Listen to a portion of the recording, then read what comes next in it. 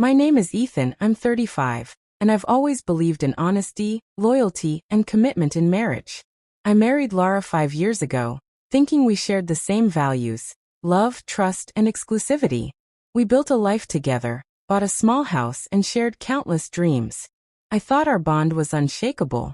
But last Thursday, everything I believed in came crashing down. We were sitting in our living room, just finishing dinner, when Laura suddenly leaned back in her chair and said, her tone disturbingly calm, "Ethan, I don't believe in monogamy. I have 3 boyfriends." I froze, the fork still halfway to my mouth.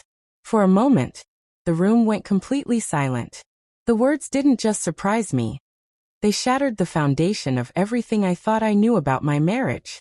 My mind raced, trying to process the truth. 3 boyfriends? How long had this been happening? Why now? Why me? I looked at her, waiting for her to laugh, to clarify, to tell me it was a joke. But her eyes were steady, serious, unwavering. "I'm serious," she said. "I love you, but I also love them. This is how I feel. You need to accept it or leave." I could feel my heart pounding, but surprisingly, my voice remained calm. I didn't yell. I didn't curse. I didn't beg. I simply set my fork down, leaned back in my chair, and said quietly but firmly, "Okay." Her eyes widened, a flicker of confusion crossing her face. "Okay, what does that mean?" she asked. "It means I hear you," I replied. "You've told me exactly how you feel.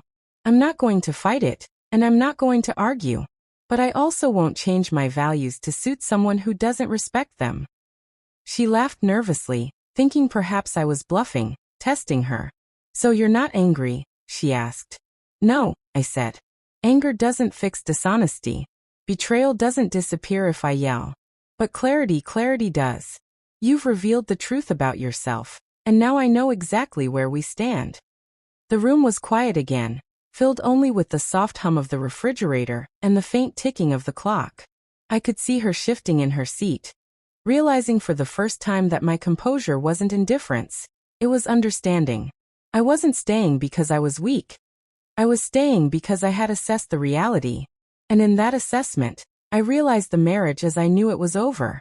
Laura leaned back, fidgeting with the edge of her napkin, clearly expecting a reaction more dramatic than my calm. "So, you're just going to let me keep seeing them?" she asked, her voice a mix of disbelief and curiosity. I shook my head slowly. "No," I said. "I'm not letting you do anything. You've already made your choice. I'm simply acknowledging it. I'm not going to beg for a marriage you don't want, and I'm not going to punish myself by staying in a life that no longer aligns with my values." Her laughter faltered, and she looked at me, searching for the anger, the hurt, the outrage. But there was none of that on my face. Instead, there was clarity, an almost clinical understanding of what had happened, what had been hidden, and what was now exposed. "You don't understand," she said, frustration creeping into her voice.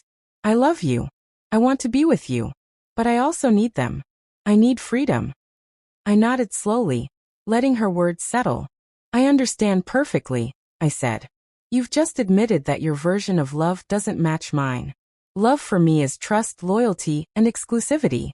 What you're calling love is something else entirely, something that doesn't include me as the center of your commitment." She opened her mouth to protest, but I raised my hand gently. "Don't," I said. "This isn't about arguing or convincing you. It's about reality. And the reality is, your heart belongs divided. My heart deserves unity. And I'm not going to compromise that." For a few moments, she said nothing, the weight of my words sinking in. The air between us was thick, tense, but also oddly liberating. I had expected confrontation, shouting, tears.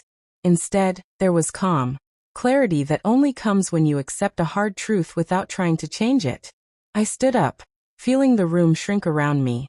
"I want you to leave," I said. "Not because I'm angry, but because I need space to rebuild my life around the values I believe in. You've chosen your path. I'm choosing mine." Tears welled up in her eyes, but I didn't waver. I didn't plead. I didn't explain further. I had spoken the truth calmly, firmly, and decisively. My dignity was intact, my boundaries clear. And as she slowly gathered her things, I realized that in the midst of betrayal, there was also liberation. The liberation of choosing yourself over someone else's disregard for your values. Lara hesitated at the doorway, her hand on the frame, glancing back at me as if searching for some sign of compromise. I stood tall, my expression calm, the decision I had made unwavering. Go, I said simply. No yelling, no pleading, just a quiet command that carried the weight of finality. She swallowed hard, tears glistening in her eyes. Ethan, I thought you'd fight me. I thought you'd beg, she whispered, almost in disbelief. I shook my head slowly. I don't beg for someone who doesn't value loyalty. I don't compromise my self-respect for anyone, no matter how much history we share. The room felt suddenly vast, echoing with the absence of what had once been our shared life. Every corner reminded me of memories, our first apartment, late-night talks, shared dinners, small victories and big celebrations. Each one now felt like a chapter closed, a life that no longer belonged to me in the same way. I realized then that betrayal doesn't always arrive with anger or confrontation. Sometimes it's quiet. It seeps in gradually, and then surfaces in moments like this, plain, undeniable, and transformative. And the response it demands isn't always revenge or outrage. It's clarity, courage, and self-respect. As she walked out the door, her footsteps tentative yet certain, I didn't follow. I didn't watch her leave. I turned back into the apartment, letting the silence embrace me. The freedom in that silence was unexpected but profound. I had survived the collapse of trust, the shattering of shared dreams, and the revelation of her divided heart. And I had not lost myself in the process. Later that night, I sat by the window, staring out at the city lights, reflecting on everything that had transpired. The anger, the hurt, and the betrayal were all there, but alongside them was an unshakable understanding. I had chosen dignity over despair, clarity over chaos, and self-respect over a relationship that no longer held mutual value. I knew the road ahead wouldn't be easy. Friends would question, memories would sting, and moments of loneliness would surface. But for the first time in years, I felt truly free. Free from manipulation. Free from conditions placed on love. Free to rebuild a life that aligned with my values, my heart, and my sense of self. And in that freedom, I found peace. I understood that sometimes the hardest choices are the ones that save you. Not from others, but from losing yourself.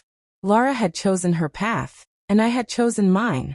And for the first time in a long time, I could breathe, knowing I had faced betrayal without losing my soul.